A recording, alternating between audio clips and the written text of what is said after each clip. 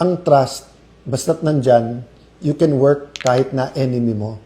Pero pag nawala yung trust, so once na paulit-ulit yung mga mananakop, sasabihin, we'll give you your freedom, we'll give you your freedom, nakita mong binobola ka rin, di ba?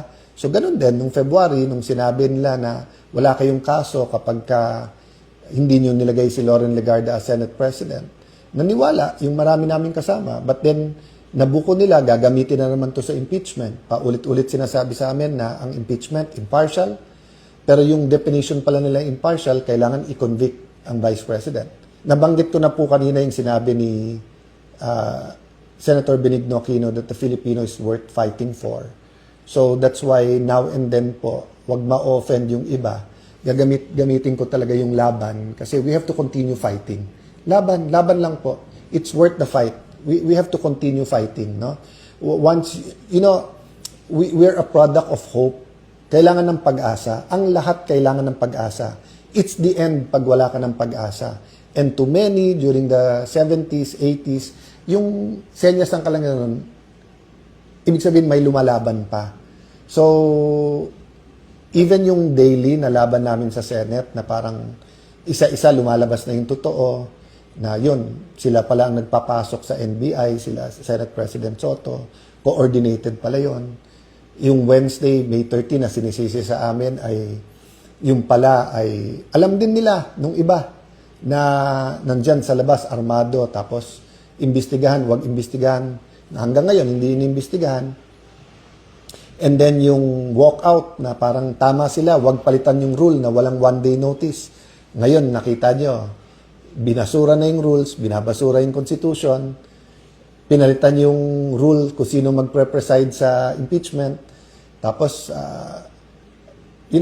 instinct ko, sana papurihin si Senator Win Gatchalian nung sinabi niyang 16 talaga yung kailangan para makonvict ang impeachable officer.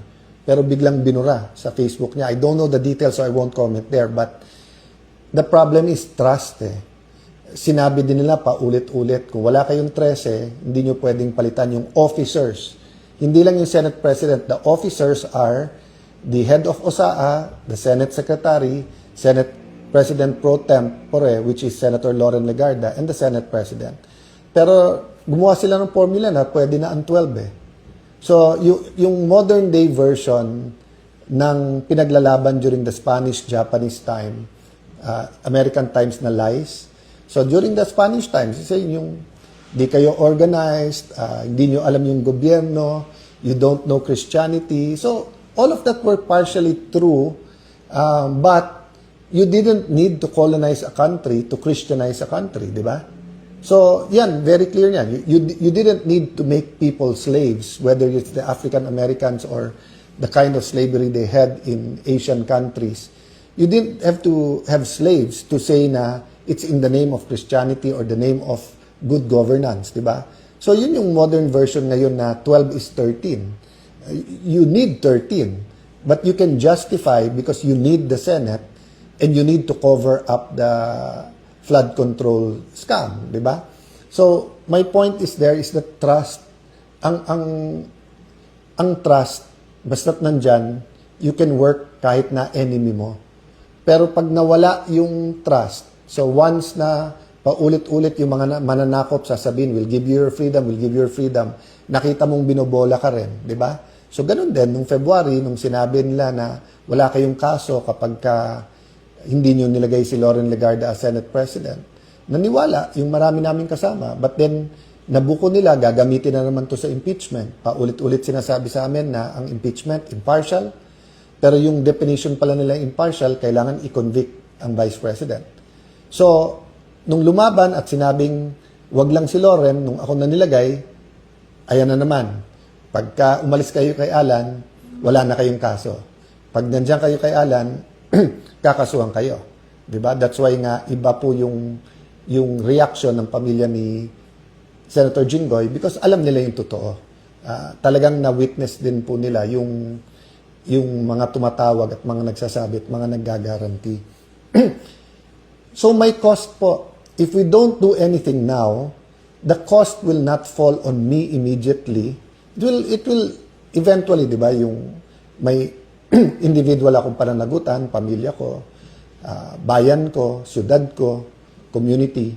But it's really the next generation.